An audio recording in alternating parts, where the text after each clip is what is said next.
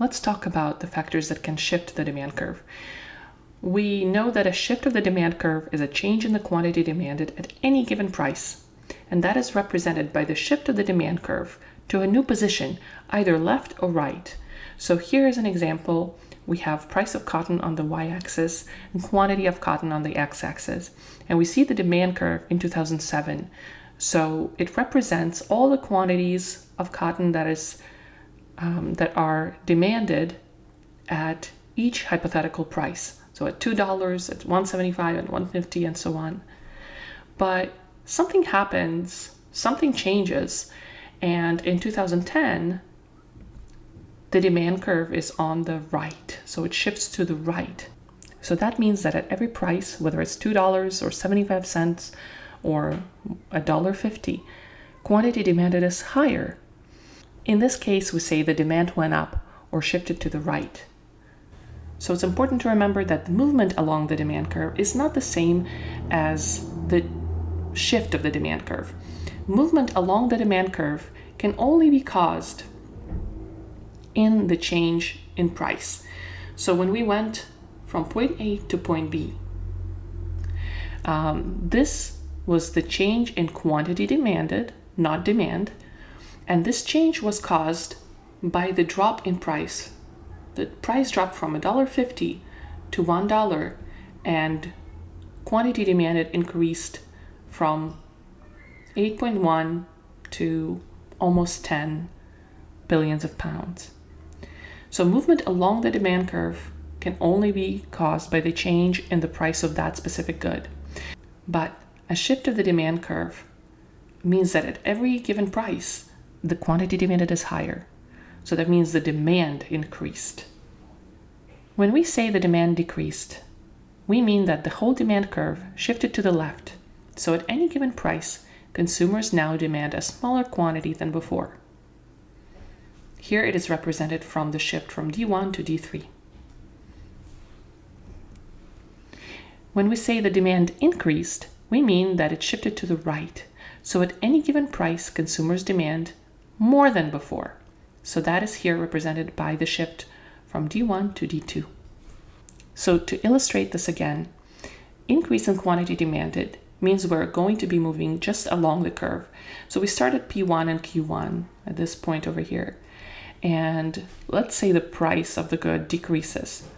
Now we move from this point here to this point here. So the price dropped. Now we have new higher quantity that we demand of the good just because the price dropped. That is represented by this movement along the curve. But the increase in demand means that at the same price, so we're at P2 here, when we have quantity Q1 that we demand at that price, at the same price, the price doesn't change, but there's an increase in demand. So at the same price, we demand more quantity than before due to some other factor. The same can be observed with decrease in quantity demanded versus decrease in demand. Decrease in quantity demanded can only be driven by the increase in price. And so we know we're going to be starting at this point and we'll be moving here upward along the demand curve. So we're moving upward to the new higher price, and of course, quantity demanded drops. That is what we call the decrease in quantity demanded. Well, the decrease in demand means that the price did not change. The price is the same.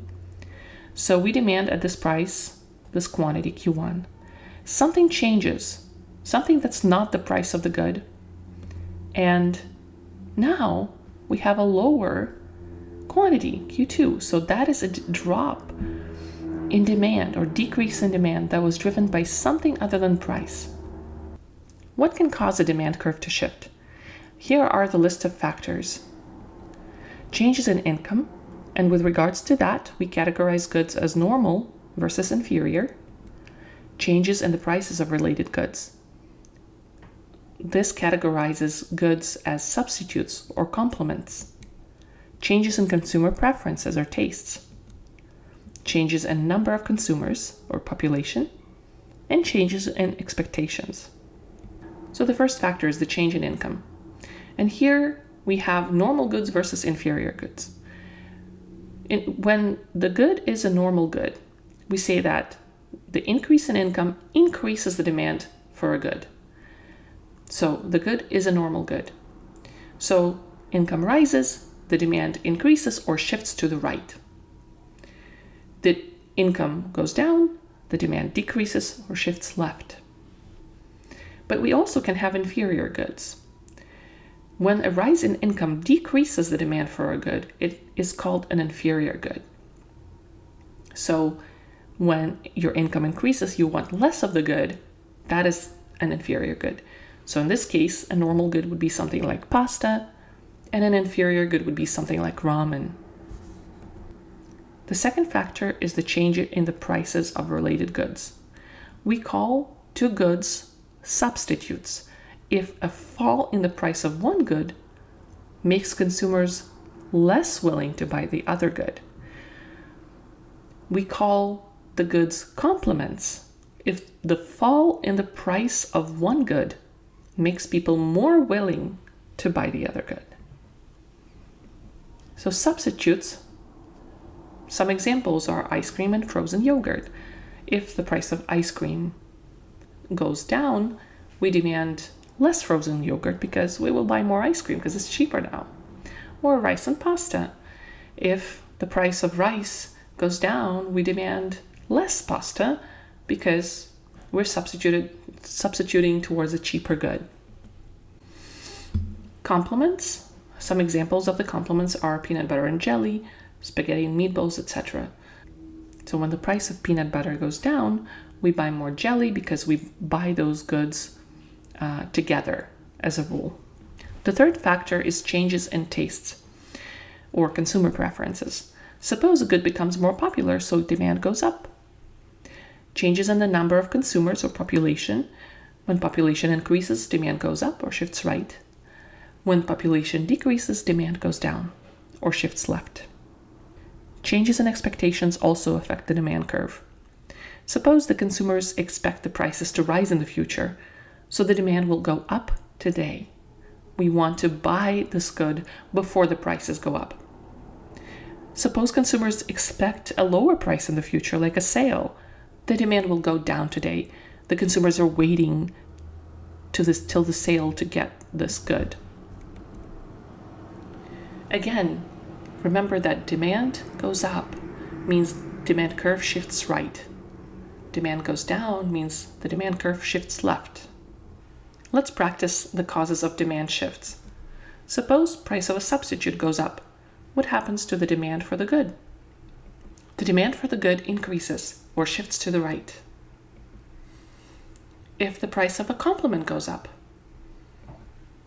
the demand for the good goes down or shifts left.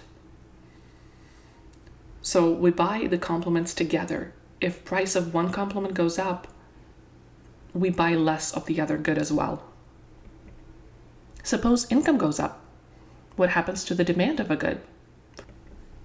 It goes up if it's a normal good, but goes down if it's an inferior good.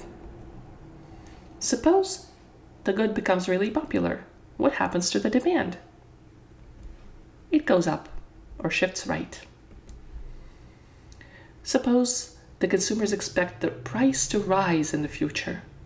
What happens to the demand? It goes up today. The number of consumers goes up. What happens to the demand of the good? It goes up. Suppose there is a tax on consumers. What happens to the demand for the good? It goes down because it affects essentially all the prices. Suppose there's a subsidy for consumers. The demand goes up.